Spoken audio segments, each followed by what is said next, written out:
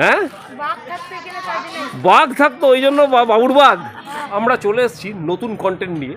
কতটা চেনো বর্ধমানকে? এই মুহূর্তে আমি এসে দাঁড়িয়ে আছি বাবুর বাগ কালীতলার ঠিক সামনে। কথা বলে নেব স্থানীয় মানুষের সাথে, কতটা চেনেন তারা তাদের নিজের পাড়াকে। বাবুর বাগ নাম কেন?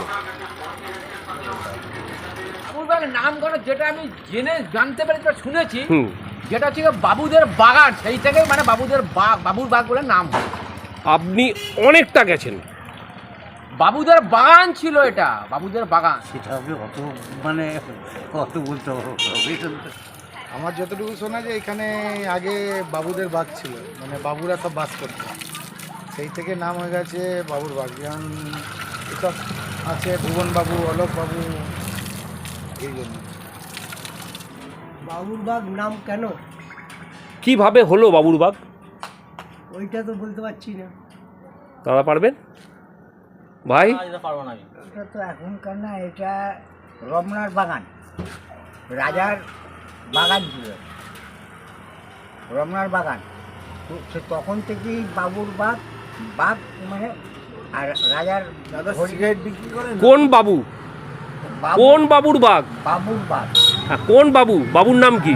বাবুর নাম নাই, বাবুর নাম ছিল না। বাবুর বাগ নাম কেন? সেটা তো বলতে পারবো না। বাবুর বাগ নাম কেন? সেটা পূর্বপুরুষরা কাকা বলতে পারবেন বাবুর বাগ নাম কেন?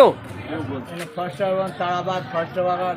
বাবুর বাগ নাম কেন? বাঘ কেন? ওই যে তারা এটা বাগান, এখানে বাঘ দিয়ে আছে বাবুর বাগ।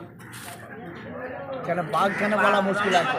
রমনা বাগান সেটা বলতে পারবো না। দেখো আমার বাবারা হয়তো বলতে পারবো, আমি জানি। আপনি জানেন বাবুর বাগ নাম কেন ভাই?